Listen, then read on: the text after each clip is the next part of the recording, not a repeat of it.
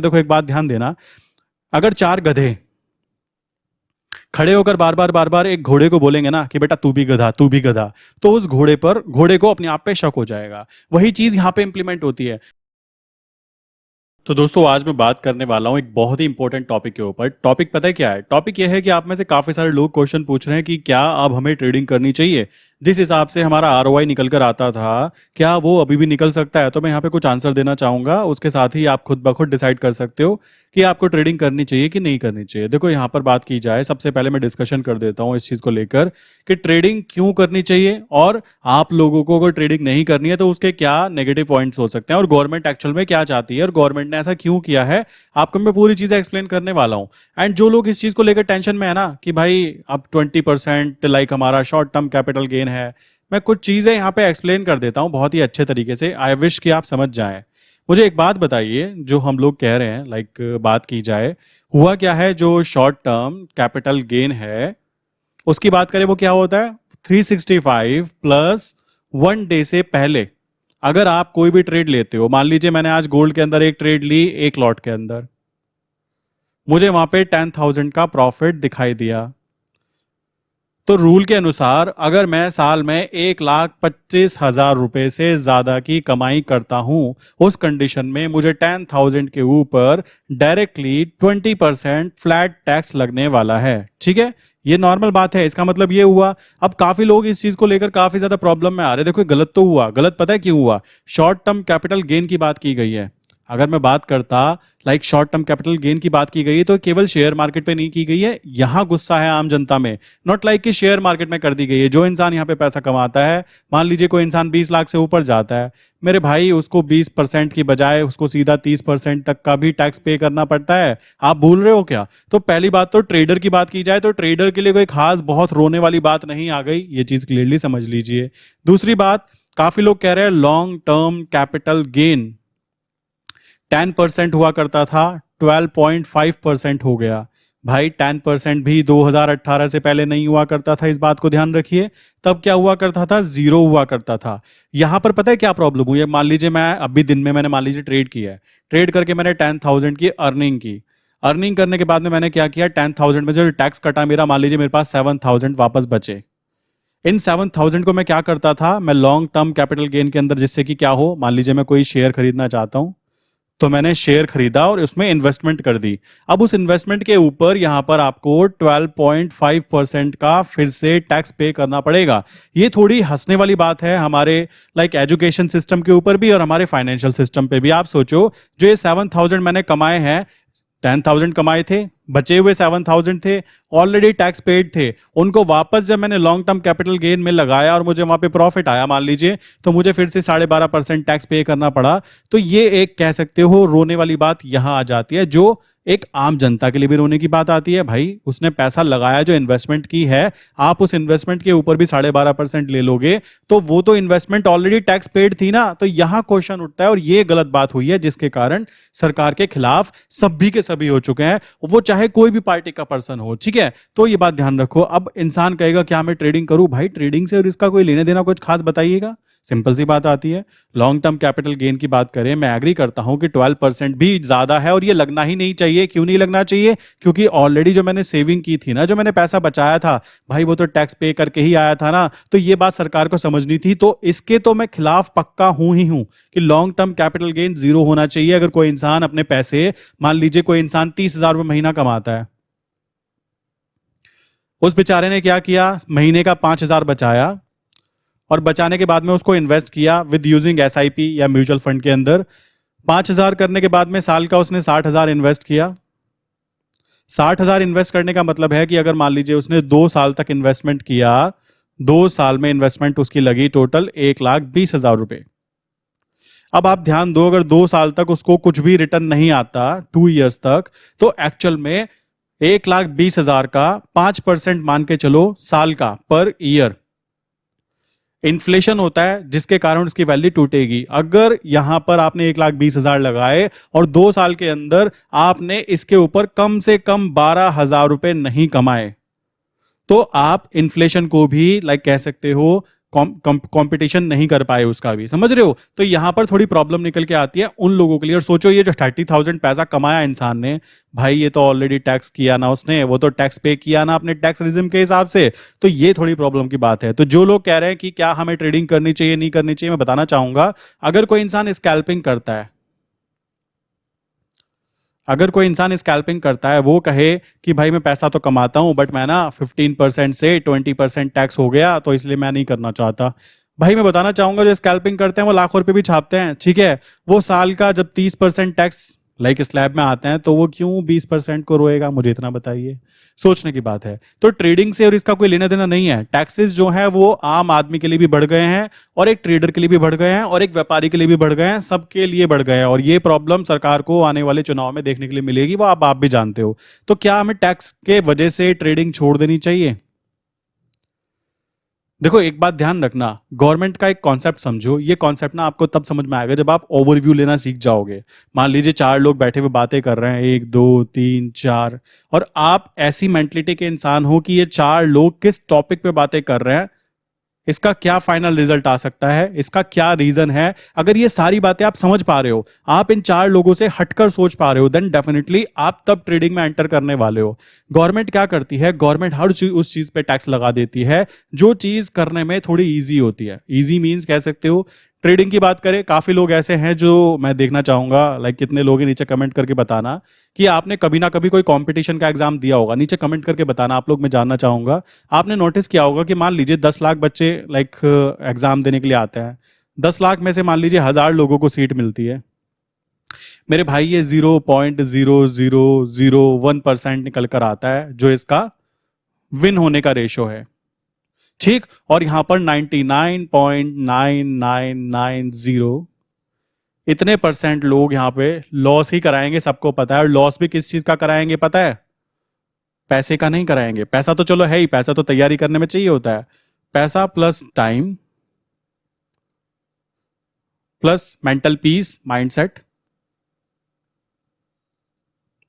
और सिलेक्शन नहीं होगा, ये बात उनको पहले से पता है। तो मुझे एक बात बताइए, क्या आप कंपटीशन की दुनिया में उतरने के लिए तैयार हो जहां पर 10 लाख लोगों से, प्लस अगले साल की बात करें 10 लाख के 12 लाख बनेंगे, भाई 12 लाख के 15 लाख बनेंगे, 15 लाख के 20 लाख बनेंगे। यहां आप कंपटीशन करने के लिए तैयार हो, और यहां पर आप इसलिए तैयार हो क्योंकि ह्यूमन साइकोलॉजी है, आपके आसपास के लोग क्या है, इस चीज को बहुत अच्छा मानते हैं कि अगर तुम इसमें आ गए तो, अगर की बात की जा रही है, अगर तुम इसमें आ गए तो भाई तुम्हारी फैमिली की कंडीशन बदल जाएगी, तुम्हारी ये हो जाएगी, तुम्हारी वो हो जाएगी।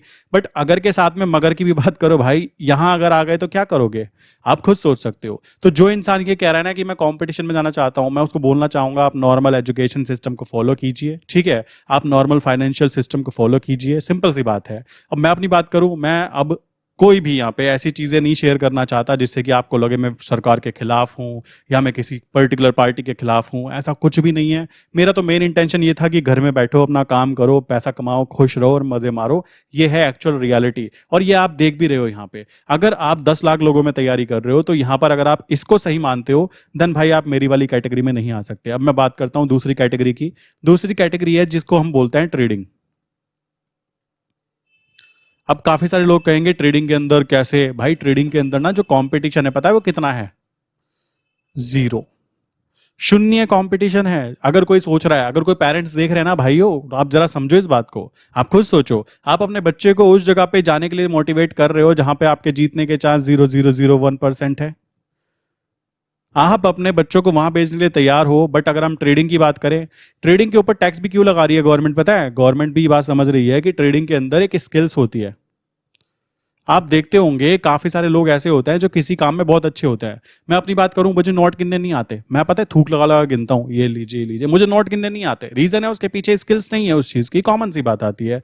किसी आप बैंक के मैनेजर के पास जाइए, वो आपको रॉकेट की तरह नोट गिन के दिखाएगा। कारण क्या है, वो वहीं पे रहता है, उन्हीं चीजों में काम करता रहता है, उसका काम है पैसा गिनना, इसलिए उसके पास में स्किल्स आ गई। इसी तरीके से अगर आप ट्रेडिंग करते रहते हो, ट्रेडिंग करते रहते हो, करने के बाद में गलती से अगर आपके पास स्किल्स आ गई, तो भाई आप उस पर्टिकुलर एजुकेशन सिस्टम के ट्रैप से बच जाते हो, आप उस फाइनेंशियल सिस्टम से बच जाते हो। कैसे बच जाते हो समझो। ट्रेडिंग कर रहा है कोई इंसान, काफी सारे लोग ऐसे होते हैं जो स्विंग ट्रेड करते हैं। स्विंग ट्रेड का मतलब है 15 मिनट के टाइम फ्रेम, बड़े टाइम फ्रेम पे थोड़े से, जिसमें क्या है 10 दिन 15 दिन की ट्रेड डलेगी और आपको प्रॉफिट जो होगा वो उस हिसाब से दिखाई देगा। कुछ लोग होते हैं जो इंट्रा डे करने में एक्सपर्ट होते हैं, 5 मिनट के टाइम फ्रेम से 1 मिनट के टाइम फ्रेम पर। क्यों हो जाता है? क्योंकि प्रैक्टिस उसी अनुसार होती है, उनका माइंडसेट वैसे ही बन जाता है। इसी तरीके से कुछ लोग ऐसे होते हैं पोजिशनल,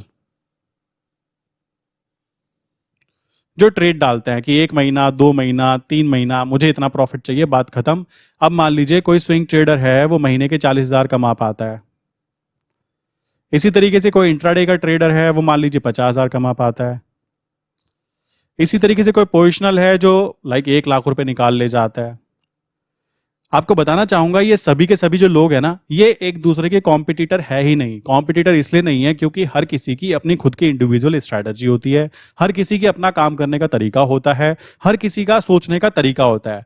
अब देखो, काफी लोग कहेंगे क्या आप डिमोटिवेट कर रहे हो कि हमें गवर्नमेंट एग्जाम की तैयारी नहीं करनी चाहिए? अपने दिल पे हाथ रखो और खुद से आंसर दे दो, मुझे बताने की जरूरत ही नहीं है। जो लोग 3-4 साल तैयारी कर चुके हैं और वो बहुत पढ़े लिखे हैं, मैं ये नहीं कहूंगा यार कि आप लोगों में कोई कमी है, सिंपल सी बात आती है, मैं ये चीज बिल्कुल भी नहीं कह रहा हूं। और मुझे ये बात पता है कि ये बात ध्यान रखो, जो इंसान इंडिया के टॉप दिमागों में आता है, टॉप 10 लाख लोग हैं, उनमें से चलो गिरे से गिरे 1 लाख लोग तो ऐसे होंगे जो सच में पढ़े लिखे होंगे, जब भी तो उस एग्जाम की तरफ जा रहे हैं ना, कॉमन सी बात है। तो क्या सारे के सारे जो कह सकते हो सिलेक्शन नहीं हो रहा, जिनका वो कहीं एजुकेशन में कमी है, उनकी नहीं है। रीजन क्या है? प्रॉब्लम है नंबर ऑफ सीट्स। और मैथमेटिकल कैलकुलेशन के हिसाब से अगर वो देखेंगे तो भाई आप इस कैलकुलेशन को अगर समझ जाते हो, देन डेफिनेटली आप ऐसी चीज पे भी हाथ रखो जिस चीज के ऊपर ज्यादा कंपटीशन, छोड़ो कंपटीशन ही ना हो। ट्रेडिंग के अंदर जीरो कंपटीशन होता है, ये बात मैं आपको पहले ही बता देता हूं। आपकी खुद की इंडिविजुअल स्ट्रेटजी है, आपकी खुद की इंडिविजुअल साइकोलॉजी है। अगर आप अपनी साइकोलॉजी को बिल्ड करने में सक्सेसफुल होते हो, देन डेफिनेटली आपको यहाँ पे सक्सेस मिलती है। नहीं होते हो तो भाई देखो, सक्सेस तो यहाँ पे भी नहीं मिलने वाली ना, आप ये बात ध्यान रखिए। और बहुत सारे लोग ऐसे हैं जो ट्रेडिंग को नेगेटिव लेके चलते हैं। भाई तुम लोग लेते रहो, तुम एक काम करो, अपने बच्चों को ना सरकारी एग्जाम्स की तैयारी कराओ, टेंशन मत लो, फालतू के चक्कर में मत पड़ो। ट्रेडिंग रेडिंग बहुत गंदी चीज होती है। आने वाला फ्यूचर, समझ रहे हो, अमेरिका के प्रेसिडेंट तक इस बात को कहते हैं कि आने वाला फ्यूचर क्रिप्टो करेंसीज का होगा, बट हमारे इंडिया में क्रिप्टो करेंसी को आज भी जुआ मानते हैं। चाइना के अंदर क्रिप्टो करेंसीज के ऊपर कॉलेजेस हैं, इंस्टीट्यूट्स हैं जो कि सिखाते हैं कि किस तरह से क्रिप्टो माइनिंग होती है। यहां पर क्रिप्टो माइनिंग की बातें करते तो सामने वाला आपको ऐसे देखा गया कि आपने किसी को छेड़ दिया और आप पिटते पिटते बच्चे हो। समझ रहे हो, लोगों की साइकोलॉजी बहुत बहुत बहुत डाउन है अभी भी इंडिया में। देखो बुरा मत मानना, बट रियलिटी जो है उसको जानना जरूरी है। हम लोग बातें करते हैं विश्व गुरु बनने की, बट एक्चुअल में हमारी जो इंडेक्स रेटिंग है ना, वो 76 से खिसक कर अभी 86 तक पहुंच चुकी है। ये एक इंडेक्स होता है जिसमें पता लगता है। तो आप जो ये चीज कह रहे हो ना, तो यहां पे भी जाके देखो। अगर आप डाटा देख के बात करोगे तो आपको पता लगेगा कि हमारे एजुकेशन सिस्टम और अमेरिकन एजुकेशन सिस्टम में कितना बड़ा डिफरेंस है। हमारे यहाँ पे अगर कोई चीज नई चीज करने की सोचते हैं, मेरी फैमिली में मैं पहला ट्रेडर हूं, ठीक है, मेरे आगे पीछे दाएं बाएं ऊपर नीचे भाई कोई नहीं है, सिंपल सी बात है। और अगर मैं बात करूं अपनी, तो मैं चाहता भी नहीं हूं कोई बने भी। क्यों ना बने? क्योंकि देखो सिंपल सी बात आती है, आपको ये बात ध्यान रखनी है कि हर इंसान अपनी सोच के अनुसार ही काम करने वाला है। आप में से काफी सारे लोग ऐसे हैं जो पूछ रहे हैं ट्रेडिंग करनी चाहिए क्या, टैक्सेस की वजह से अब क्या होगा? भाई तुमको क्या फर्क पड़ गया? तुम पैसा कमाना सीखो ना, तुमको दिक्कत क्या है? और गवर्नमेंट हर उस चीज पे पैसे पे टैक्स लगाती है जहां पे गवर्नमेंट को दिखता है कि लोग वहां पे जा रहे हैं और उस कंडीशन में मुझे वहां से रोकना है उनको।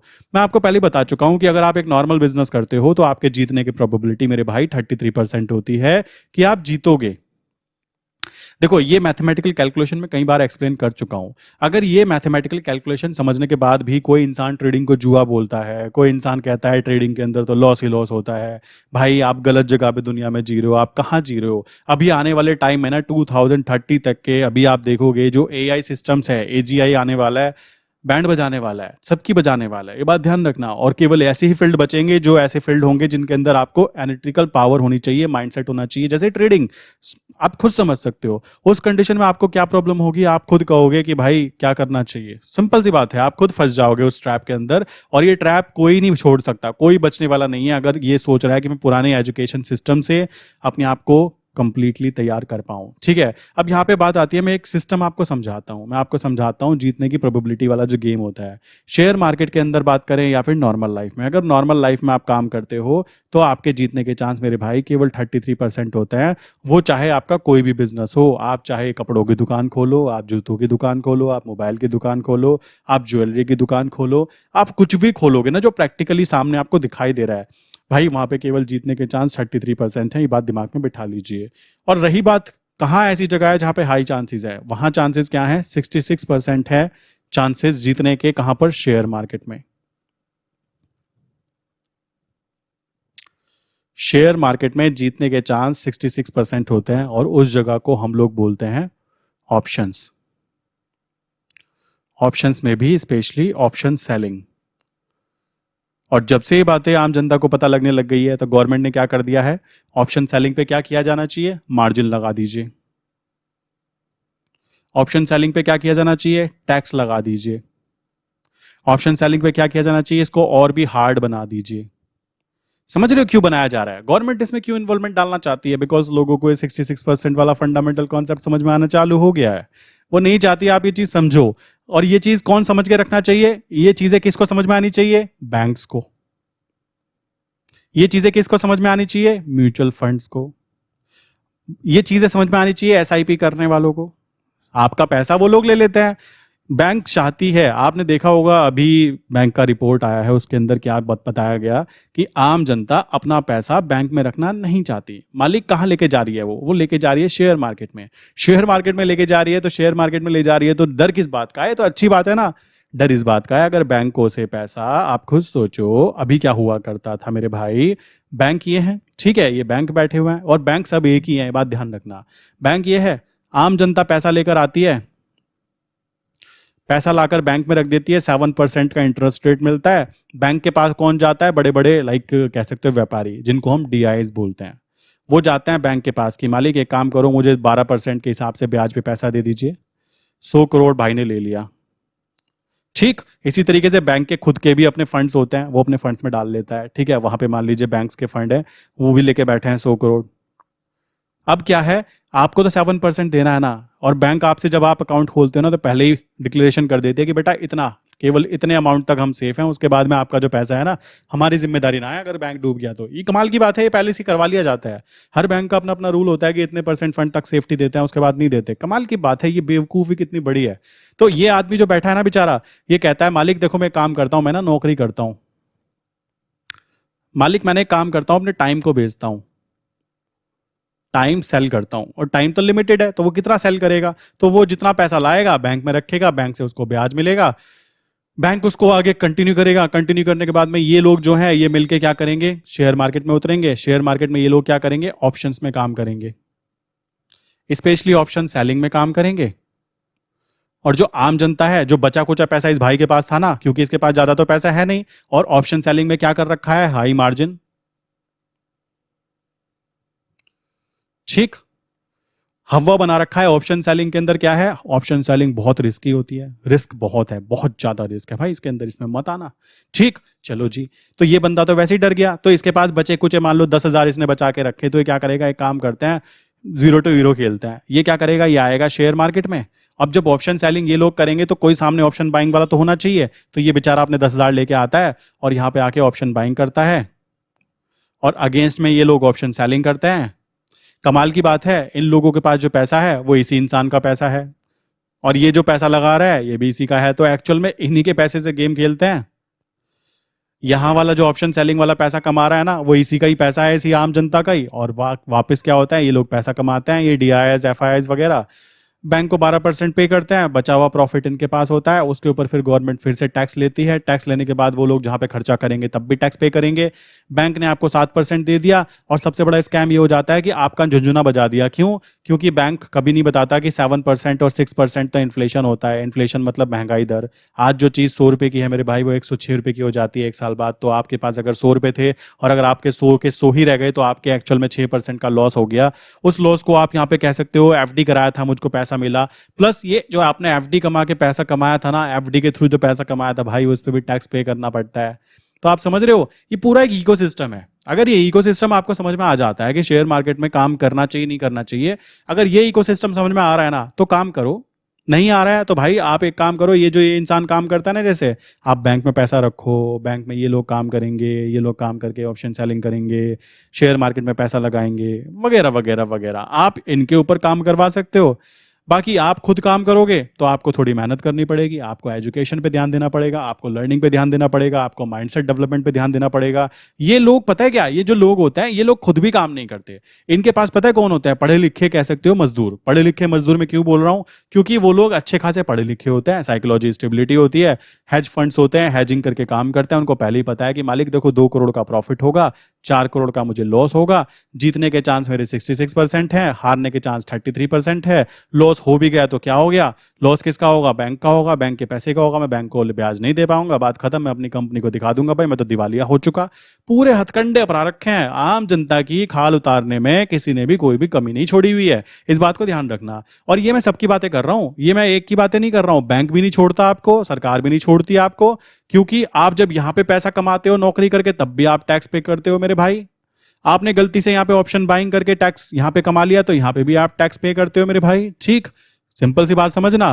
प्लस आपने यहां से पैसा कमा लिया तो भी आप यहां पे टैक्स पे करते हो मेरे भाई, ठीक है। अब बचा कुचा क्या, अब यहां से पैसा वैसा कमा के आपने इन्वेस्टमेंट कर दी और वहां पे अगर आपने पैसा कमा लिया वहां पे भी टैक्स पे करते हो। तो कुछ ऐसा सेटिंग करके रखो जिससे कि पैसा बनता रहे, बनने के साथ साथ उस पैसे की इन्वेस्टमेंट सही जगह पे लगे, क्योंकि बिना पैसों के आपको सरकारी अस्पताल के अंदर अगर आप जाओगे तो भाई ऐसा इलाज मिलता है कि देखकर हैरान हो जाओगे, समझ रहे हो। तो मेरी तरफ से तो एडवाइस यही है, जो लोग ये कह रहे हैं कि ट्रेडिंग को छोड़ देना चाहिए, तो मैं अपनी बात करूं, अब ट्रेडिंग केवल तभी छूटेगी भाई जब टाइम आ जाएगा, सिंपल सी बात है। ट्रेडिंग अब नहीं छूटने वाली, क्यों नहीं छूटने वाली, क्योंकि ट्रेडिंग एक स्किल्स है, अगर स्किल डेवलप हो जाती है ना, एक बार डेवलप हो गई तो हो गई, सिंपल सी बात है, नहीं हुई तो नहीं हुई, ये सिंपल सी चीज आती है। रही बात एजुकेशन की, स्टडी, ठीक, कोई कहे मैं तो भाई ये वाली चीजें करूंगा वो करूंगा, स्टडी के अंदर दिक्कत यह आ जाती है, पहली बात तो हमारा एजुकेशन सिस्टम हम लोगों को मोटिवेट करता है केवल जॉब करने के लिए, कभी भी मोटिवेट नहीं करता कि हम बिजनेस करें। दूसरी चीज आ जाती है, एजुकेशन सिस्टम बनाए ऐसा गया है कि मालिक चुपचाप तुम सुबह 9 बजे जाओ, शाम को 5 बजे आओ, पैसा कमाओ, पैसा कमा के क्या करो, गवर्नमेंट को टैक्स पे करो, और फिर उसके बाद में फिर सुबह 9 से शाम के 5 वाला गेम जिंदगी भर, जब तक तुम 60 साल के नहीं हो जाते तब तक खेलते रहो। 60 साल बाद क्या है, आपका झुंझुना वैसे ही बच जाता है, आप वैसे ही कुछ काम के नहीं रहते तो आपको घर भेज दिया जाता है। अगर ये स्टडी वाले प्लान से आप ये चीज करना चाहते हो तो कर सकते हो। दूसरी बात है, अपनी स्किल को डेवलप करने के बाद में आप कम पैसे के साथ में स्किल डेवलप करते करते पैसा कमाना चाहते हो, तो यहाँ पे ट्रेडिंग एक बेस्ट अपॉर्चुनिटी निकल के आती है। और ट्रेडिंग एक ऐसी चीज है जो केवल इंडिया में नहीं होती, पूरी दुनिया में होती है। आप इंडिया से निकलो दुबई चले जाओ, दुबई से निकलो कहीं और चले जाओ, दुनिया में हर जगह पे ट्रेडिंग होती है। रही बात आपकी नौकरी की बात की जाए, आपकी जो डिग्री है ना भाई, वो डिग्री कुत्ता भी ना पूछे, सच बात यह है, रियलिटी है। इंडिया में अभी last year 500 plus BTech college बंद हुए हैं, 500 प्लस बीटेक कॉलेज बंद हुए हैं। मैं तो कहता हूं भगवान मेरे वाला क्यों नहीं हो गया, जहां पे मैंने अपना पैसा भी खराब कर दिया और अपनी लाइक कह सकते हो जो स्किल्स मुझे मिलनी चाहिए थी वो मिली ही नहीं है। सिंपल सी बात है, मैं खुद इस चीज को एग्री करता हूं। क्यों, क्योंकि मैं वहां पे जो चीज मैंने देखी है उसके अनुसार मैं ये बातें कर रहा हूँ। मुझे कोई बुराई करने का वो नहीं है, मैंने भी भाई वहां पे 4 साल अपने दिए हैं ना, बट मैं बुराई क्यों कर रहा हूँ उस चीज की, रियलिटी जानकर। जब रियलिटी पता लग जाती है देन आप इस ट्रैप को समझ जाते हो। तो जो लोग मेरे भाई ये कह रहे हैं ना कि हम ट्रेडिंग छोड़ देंगे, अब क्या होगा, हमको तो 20% टैक्स पे करना पड़ेगा, भाई पहले 1,25,000 से ऊपर जाने पर टैक्स पे करना है, 20% छोड़ो। मैं तो कहूंगा भगवान से लाइक रिक्वेस्ट करूंगा, मालिक आप 30% टैक्स वाले स्लैब में आओ, आप कहाँ 20% को रो रहे हो। सोचने की बात है, हाँ रोने की बात वहां जरूर है, मैं बोल रहा हूँ आपको 12.5% ये नहीं लगना चाहिए था, क्योंकि हम लोग जब यहां से पैसा कमाएंगे इसको यहीं तो लगाएंगे ना लॉन्ग टर्म इन्वेस्टमेंट के अंदर, अब आपको उस पर भी टैक्स चाहिए भाई, तो ये थोड़ी सी गलत बात है जो सरकार ने की है। बट बाकी चीज ऐसा कुछ नहीं है कि ट्रेडिंग छोड़ रहा हूं मैं या आप छोड़ दे, मैं इस चीज को बिल्कुल भी एग्री नहीं करता। यहाँ पर कोई कंपटीशन नहीं है, मेरी खुद की इच्छा है, यहाँ पे कंपटीशन ही कंपटीशन है भाई, मेरे बस की ना है, बहुत पढ़ लिया मैंने, ठीक है, इसके अलावा मुझे नहीं पढ़ना। मैं तो अब ट्रेडिंग के अंदर सपोर्ट रेजिस्टेंस पढ़ लूंगा, मैं उसमें खुश हूँ, सिंपल सी बात है। मैं तो भाई कंपनी की रिपोर्ट्स पढ़ लूंगा, मैं उसमें खुश हूँ, क्योंकि मुझे तो पैसे से मतलब है और पैसे मुझे यहाँ से आते हैं, ठीक है। कोई कहे मुझे तो सुबह 9 से 5 तक जाने में मजा आता है, मुझे मिलवाओ यार, कौन है वो, झूठ बोलता है वो बंदा। किसको मजा आता होगा मजदूरों की तरह सुबह 9 से शाम के 5 तक जाना ही जाना है, और उसको भी पता है कि मैं अपने टाइम को सेल कर रहा हूँ। ज्यादा रियलिटी पता लग जाए तो और दुख होता है, यहाँ दर्द होता है। सो आई विश कि आप में से जो लोगों का क्वेश्चन था ना नीचे कमेंट में, हम ट्रेडिंग छोड़ रहे हैं, हम छोड़ रहे हैं, भाई छोड़ दो, तुम्हारी चॉइस है, आप ये कर लो, आप एक काम करो सरकारी नौकरी की तैयारी कर लो, सिंपल सी बात है, सरकारी नौकरी की तैयारी कर लो। ठीक, और सरकारी नौकरी करो, करने के बाद क्या है, जब 60 साल के रिटायर हो जाओगे, जब आपके बच्चे बड़े हो जाएंगे, उनको फिर बोलना कि बेटा तैयारी करो। कहाँ तुम ट्रेडिंग व्रेडिंग के चक्कर में पड़ रहे हो, कहाँ ट्रेडिंग के चक्कर में पड़ रहे हो। सिंपल सी बात है। देखो मैं एक चीज और बताता हूँ, मान लीजिए मैं 4-5 साल से बेसिकली काम कर रहा हूँ, अगर मेरे पास में एक स्ट्रैटेजी है, जो लोग जानते भी होंगे, मैं यूएस में काम कर रहा था, तो बेसिकली वहां पे क्या होता है, ऐसे करके बिल्कुल पिन पॉइंट एंट्री हो रही थी और मुझे पहले ही पता लग जाता था मार्केट कहाँ जाएगी। ये चीज देख भी रहे होंगे, काफी लोग जुड़े हुए थे। उस स्ट्रैटेजी को मैं चाहता तो मैं क्या कर सकता था, कोड कर सकता था। कोड करके मैं अपने ही नहीं, अपने बच्चों, अपनी जनरेशन को भी थमा सकता था कि मालिक ये वाली स्ट्रैटेजी फॉलो करना, जब यहाँ पे आए सिग्नल बाय करना, यहाँ पे आए एग्जिट करना, बात खत्म, मैं टेंशन फ्री। समझ रहे हो। अगर मैं 5 साल, 7 साल, 10 साल, 15 साल करके एक स्ट्रैटेजी डेवलप करता हूं और अपना फंड ग्रो करने के बाद में कहता हूं अपने बच्चों को कि मालिक ये पड़े 10 करोड़ रुपए, ठीक है, और ये रही मेरी स्ट्रैटेजी, ठीक है, अब क्या करो, इसको इस पे इंप्लीमेंट करो शेयर मार्केट पे, अपना चुपचाप बैठ के इसका रेवेन्यू आएगा, मजे मारो। समझ रहे हो, ऐसा भी होता है। शेयर मार्केट ही एक ऐसी जगह है जहां पे ये फैसिलिटी आपको दिख सकती है। अब काफी लोग कहेंगे 10 करोड़ इकट्ठे कर लिए, भाई जल्द हो जाएंगे, टेंशन मत लो। मेन चीज है साइकोलॉजी तो डेवलप करो ना, कि हाँ ये चीज की जा सकती है। क्या ऐसा हो सकता है कि आज मैं तैयारी कर रहा हूं, 12 घंटे पर डे पढ़ाई कर रहा हूं, और पढ़ाई करने के बाद सारी जितना भी मैंने ज्ञान इकट्ठा किया, 60 साल रिटायर होने के बाद मैं डायरेक्टली अपनी पेन ड्राइव निकालूं और अपने बच्चे के दिमाग में डाल दूं, मालिक ले पकड़ 60 साल का ज्ञान तेरे पास। बट यहां ये चीज की जा सकती है, यहां ये चीज नहीं की जा सकती। एंड काफी लोग कहेंगे मेरे पास अभी पैसे ही नहीं है। भाई स्टार्टिंग में किसी पे पैसे नहीं होते। आपको क्या लगता है सबके सब पैदा होते करोड़पति बन जाते हैं? आप खुद बुद्धि का इस्तेमाल करो ना, आप खुद इस चीज को अपने आप एग्री करोगे कि हाँ एकदम कोई करोड़पति नहीं बनने वाला है।